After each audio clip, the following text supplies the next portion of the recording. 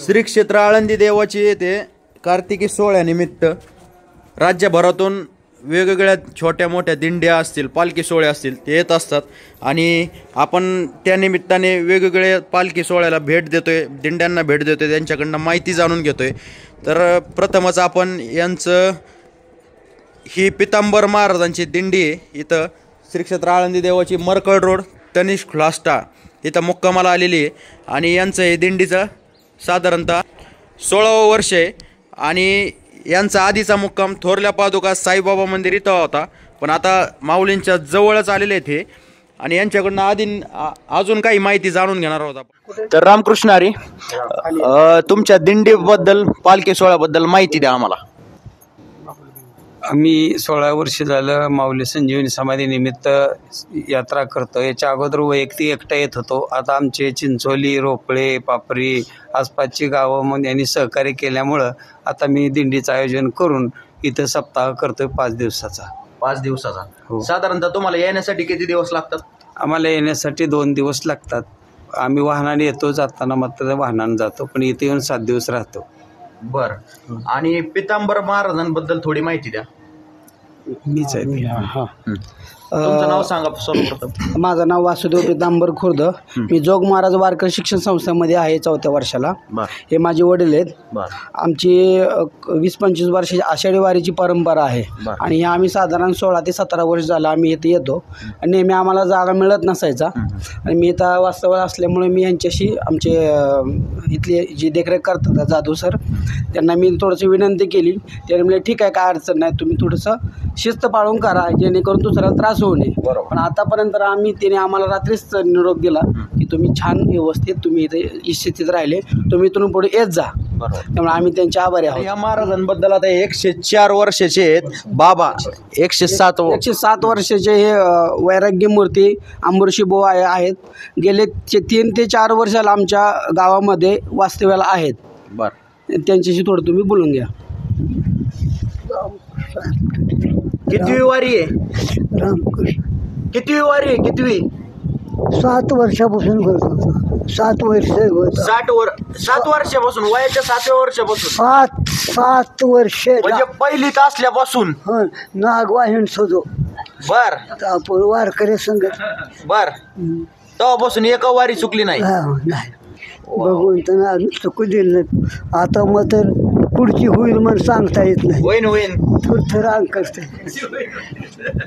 हे तरुणांसाठी लाजवेल अशी गोष्ट आहे की बाबा आपण म्हणतो आपलं कसं होईल, चालताना काय होईल, तर हे त्यांच्या पुढे आदर्श आहेत। यांचा काहीतरी आदर्श घेऊन वारीत चाललं पाहिजे, वारीत उतरलं पाहिजे तरुणांनी। ही पिढी संपल्यानंतर ना हा वारसा कोणतरी पुढं चालवलं पाहिजे, त्याकरता अशा ही महाराज मंडळी आहेत। यांचे या लोकांचं दर्शन घडणं म्हणजे सुद्धा भाग्याची गोष्ट आहे। रामकृष्ण हरी।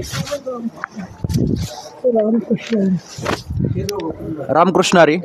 तर वारीच्या वाटेवरती महिला सुद्धा, त्यांचं सुद्धा संख्या जास्त प्रमाणात असते।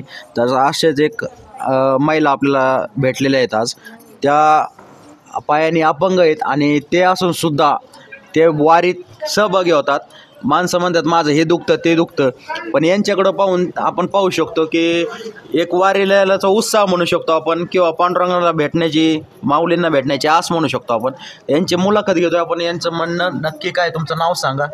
गुलजार दगडू खुर्द, राहणारी युती, तालुका मोहोळ, जिल्हा सोलापूर। बर, तुम्ही किती वर्षापासून वारी करताय?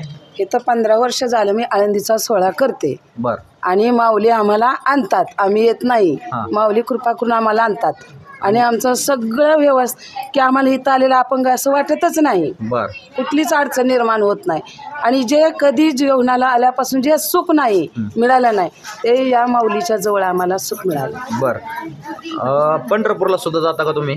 हो, जातो, पण असं बसूनच जातो, म्हणजे असं वाहनानं। अच्छा, वारीच्या वाटेवरती तुम्ही कुठल्याही पद्धतीने एक पाऊल जरी टाकलं, ते का तुकाराम महाराजांचा अभंग आहे, पंढरी पायावलं परियसा ऐसा ना क्या ठामस्टाचा नामाचा, असा एक अभंग आहे। ज्ञानेश्वरीतलं एक सुंदर वियोजन सांगत होत्या, त्यांच्याकडनं मगाशी जाणून घेतलं, ते सांगतात ते आता मगाशी।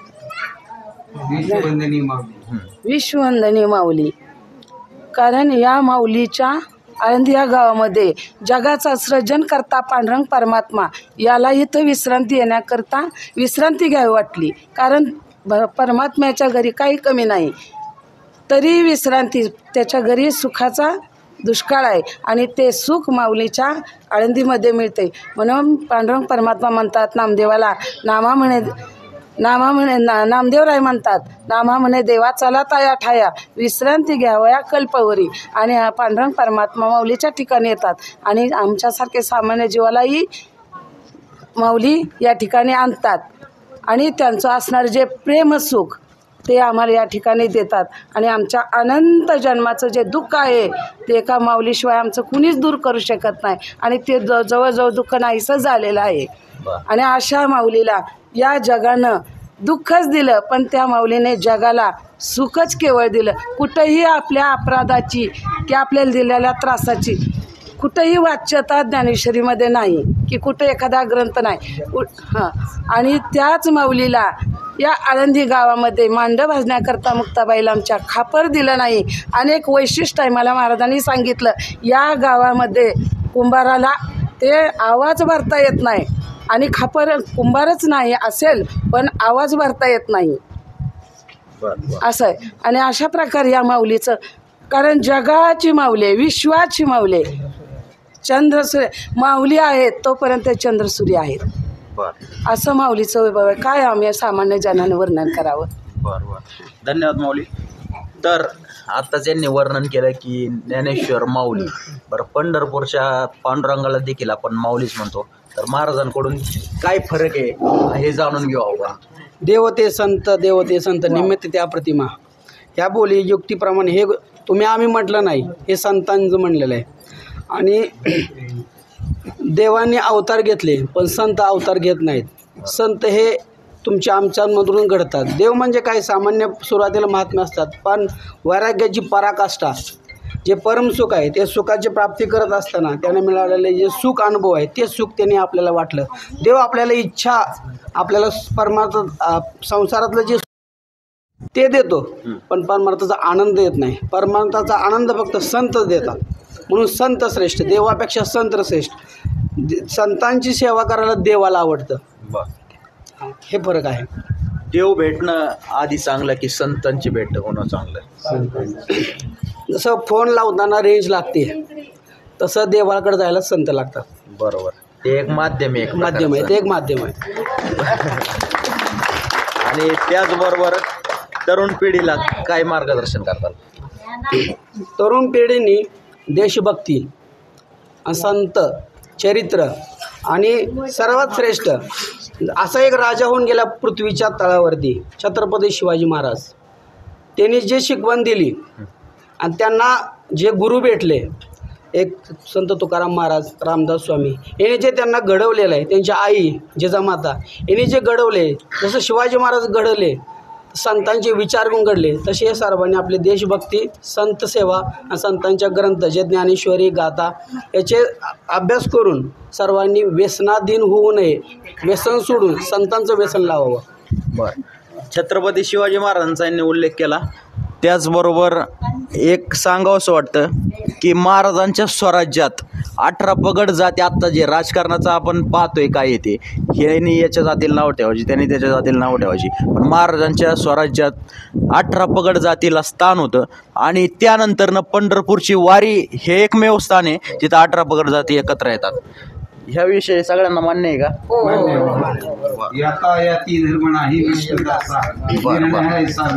प्रत्येकाने वेगवेगळी भूमिका पार पाडतात. कोणी मृदंग वाजवतं, कोणी विणा वाजवतं, कोणी टाळ घेतं हातात, कोणी तुळशी वृंदावन घेतं. तसंच ही पारायणाची जबाबदारी सुद्धा हे यांच्याकडं, महाराजांकडे.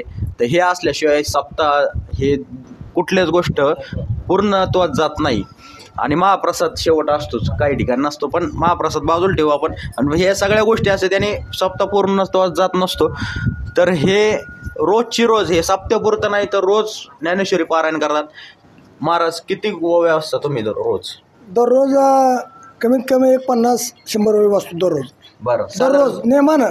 साधारण किती अध्याय होतात तुमचे? माझे का नाही, 1 महिन्यात 1 पारायण होतं बा. दररोज महिन्यात 1 पारायण. महिन्यात 1 पारायण होतं? हो, पूर्ण. बर.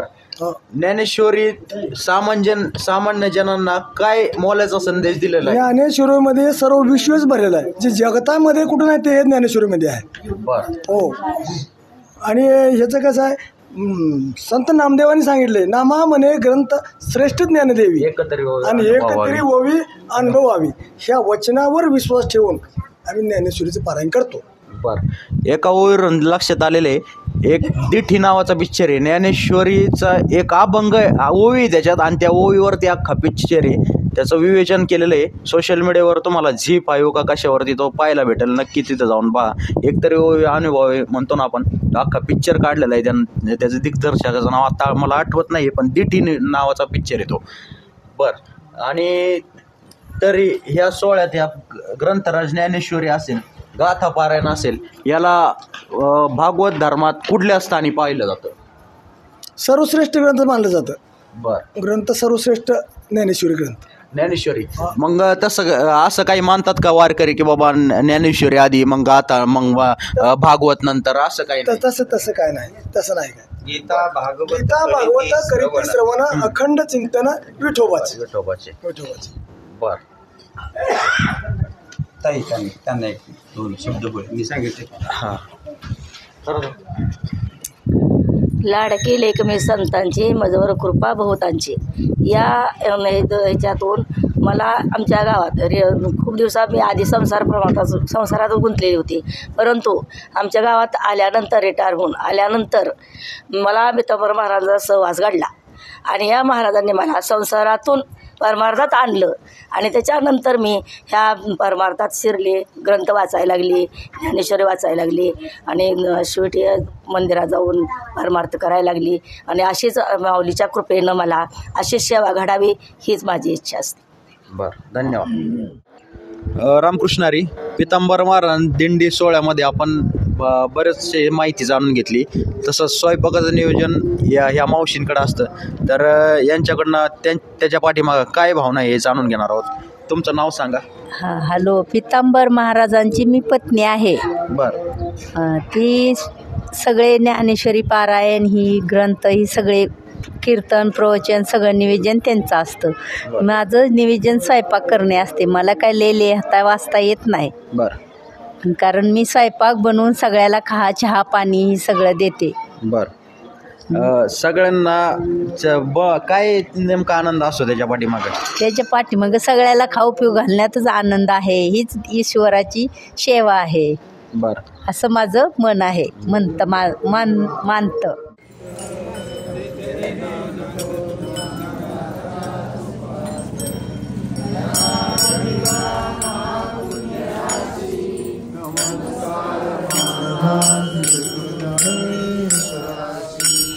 कुंडलिका वरदे हरे विठ्ठल श्री ज्ञानेश्वर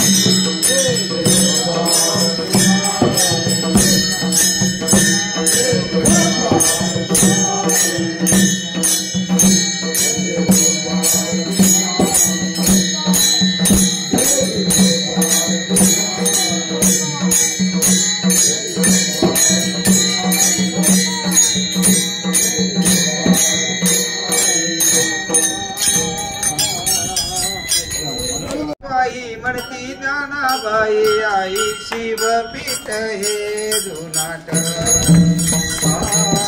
ज्ञानाबाई ते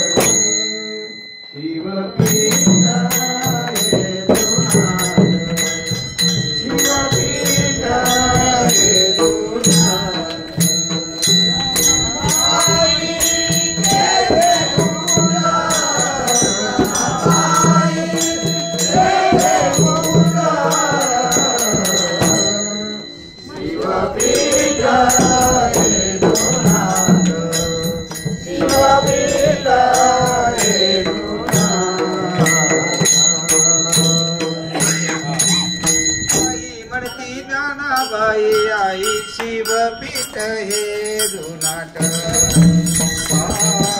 ज्ञानाबाई तेथे मुकुट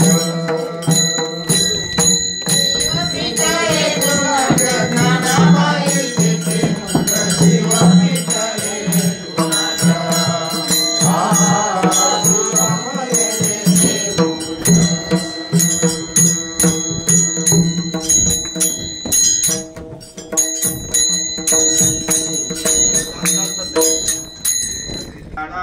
ज्ञानाबाईचे चरणी ज्ञानाबाईचे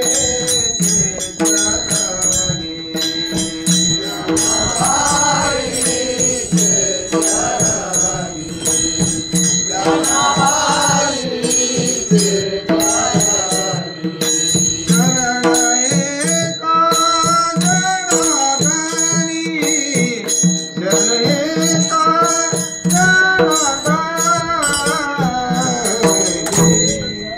शिवपीठ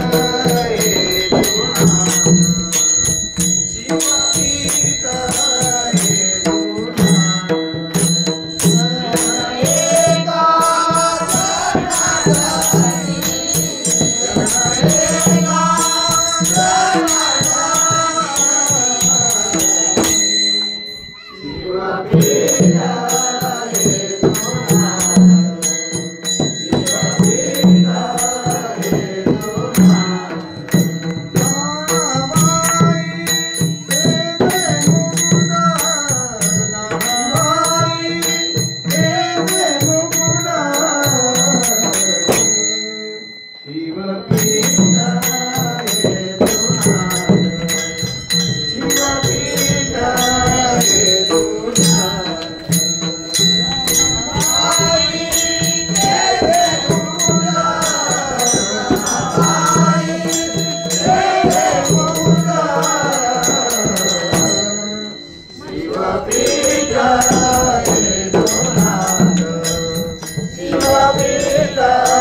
हे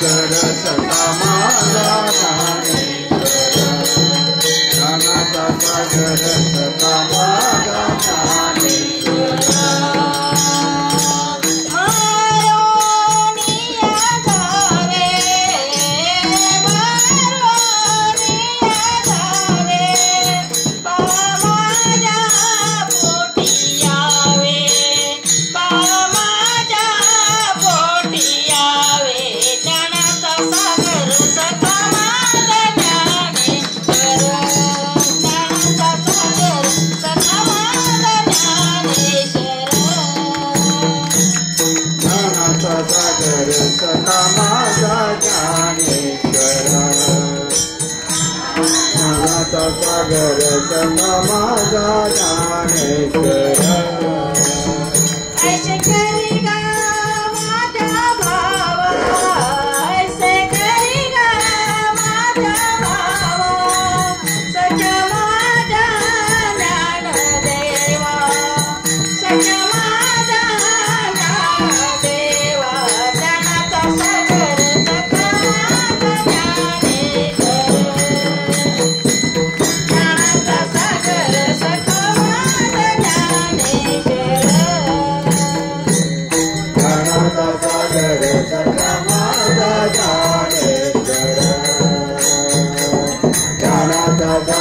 सखा माझा ज्ञानेश्वर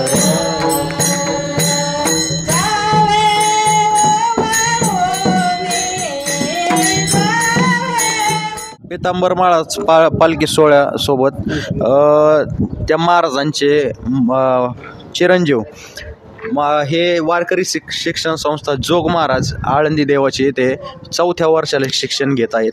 तर त्याबद्दल सांगा. रामकृष्ण हरी. मी अशा संस्थेतून त्या संस्थेतून ह्या पृथ्वी तलावर असे योगी महात्मे असे मोठे साधू घडले आहेत की त्यांनी कोणत्याही 1 रुपयालाही हात लावलेला नाही आहे. अशी वैराग्याची मूर्ती आमच्या संस्थेमध्ये आहेत. सर्वप्रथम मी एक स्वतः शिक्षित आहे. मी एक स्वतः इंजिनियर आहे. माझे वडील कीर्तन प्रवचन करतात. आमची परंपरा आहे. एक 17-18 वर्ष झालं वडील कार्तिकीची वारी करतात. 20-25 वर्ष झालं आषाढी पायी वारी करतात. महिना वारकरी आहेत ते. आणि मी सुरुवातीपासून मला वडिलांची काय फोर्स नव्हता की तुम्ही वारकरी संप्रदायामध्ये ये. मी आपलं माझं शिक्षण घेत राहिलो. मी पंढरपूरला गोपाळपूर कॉलेजला इंजिनियर आहे. मी स्वतः माझी बायको पण इंजिनियर आहे, इलेक्ट्रिक इंजिनियर आहे. ज्या वेळेस मी आळंदीमध्ये आलो, पुण्यामध्ये थोडंसं वातावरण खराब असल्यामुळं माझी इच्छा होती आणि माझ्या वडिलांची इच्छा होती पुण्यामध्ये तो राहिला तर व्यसनाधीन होशील, त्यामुळे आळंदीत राहा, थोडंसं सात्विक आहार घेशील आणि सात्विक जीवन जगशील. या अर्थाने मी आळंदीमध्ये स्थायिक झालो. आणि काही आम्हाला थोडंसं नैराश्य निर्माण झालं. त्या नैराश्यातून एक दिवस मी माऊलीच्या मंदिरामध्ये गेलो. तिथं गेल्यानंतर मी थोडंसं निराश होऊन बसलो. त्यानंतर मी म्हटलं की काय असेल ते माऊलींवर भार सोडायचा. माऊली मला याच्यातून बाहेर काढा. थोडंसं जॉब नव्हता, कुठं काय आर्थिक परिस्थिती डाऊन झाली होती. त्यानंतर मला तिथं एक समजलं की जोग महाराज वारकरी शिक्षण संस्था ही सर्वात मोठी संस्था आहे आम्हाला. त्यानंतर मी तिथं गेलो तर तिथं कार्तिकीची अशीच वारी भरली होती. आणि त्यानंतर मी तिथं संस्थेमध्ये गेलो. संस्थेत गेल्यानंतर मी तिथं ॲडमिशन घेतलं. मी आळंदीत आल्यापासून ते आतापर्यंत माझी प्रगती चालू आहे. म्हणजे सांसारिक नाही पण पारमार्थिक माझी प्रगती चालू आहे. आणि मी आता 4थ्या वर्षाला आहे. पारमार्थिक छंद लहानपणापासून होता का इथं आल्यानंतर न लागला? हो, लहानपणापासून. आमच्या घरामध्ये 1 ते 1.5 तास पूजा चालते. ते पूजेला आम्ही एवढा असल्यापासून आम्हाला वडील आत्या आमची आणून बसवायची, विष्णू सहस्त्रनाम म्हणायची, हरिपाठ म्हणून घ्यायची, हनुमान चालीसा म्हणून घ्यायची. हे बाळकडू आम्हाला पाजल्यामुळे आम्ही आज त्या वळणावर आलो. वारकरी शिक्षण संस्थेत किती वर्षांचं शिक्षण असतं? नेमकं काय काय शिकवलं जातं? हा अभ्यासक्रम कितीचा असतो? आणि परीक्षेत काय काय असतं? आणि तिथून बाहेर पडलेला विद्यार्थी हा पुढं काय काय बनवू शकतो याची माहिती द्या. जोग महाराज वारकरी शिक्षण संस्था ही 4 वर्षाचा कोर्स आहे. त्यामध्ये विद्यार्थ्यांना फी नाही आणि शिक्षकांना पगार नाही. अशी जगाच्या पाठीवर एकच संस्था आहे श्री क्षेत्र आळंदीमध्ये. आळंदी आहे. अख्ख्या महाराष्ट्रामध्ये नाही, देशामध्ये नाही, विश्वामध्ये अशी संस्था नाही आहे. तुम्ही कुठेही चौकशी करा, गुगल करा, तरी पण नाही भेटणार. आणि त्या संस्थेमध्ये 4 वर्षाच्या कोर्सामध्ये पहिल्या वर्षाला संस्कृत विषय शिकवला जातो. दुसऱ्या वर्षापासून 3ऱ्या वर्षापर्यंत ज्ञानेश्वरी शिकवली जाते, पंचदशी ग्रंथ शिकवला जातो. आणि 4थ्या वर्षाला पहिल्या सत्रामध्ये सरावाचं कीर्तन असतं आणि दुसऱ्या सत्रामध्ये फायनल कीर्तन असतं. एक्झाम. त्या एक्झामनंतर आम्हाला काही प्रमाणपत्र मिळतात की आम्ही कीर्तनाचा पूर्ण अभ्यास झालो.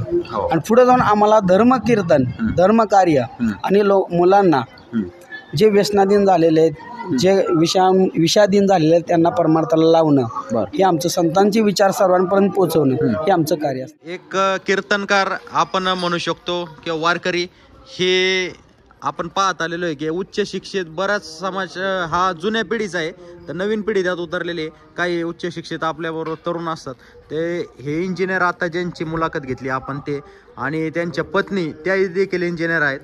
तुम्ही ह्या संप्रदायाकडे कुठल्या पद्धतीने पाहता आणि तुम्ही यांना, आता तुम्ही धार्मिक आहे की नाही मला माहीत नाही, पण यांना कशी साथ देताय? ॲक्च्युली मी धार्मिक असं म्हणता नाही, कारण माझा जो दृष्टिकोन आहे यांच्याकडे बघण्याचा तो मला खूप अभिमान वाटतो, कारण मी यांच्या घराण्यात सून म्हणून आली आहे. कारण माझ्याकडे मी जशी पहिली होते, जसं की मी पूजा वगैरे असं एवढं माझं हे नव्हता, कल नव्हता की मी त्यात इंटरेस्ट वगैरे असं, पण जसं यांच्या मी घरात सून म्हणून आले, माझं सगळं जे काही आहे यांच्या घरातलं वातावरण वगैरे यामुळे माझा पूर्ण दृष्टिकोन वगैरे बदलला. मी पूजापाठ वगैरे करायला लागले आणि मी याआधी नॉनव्हेज वगैरे खायचे.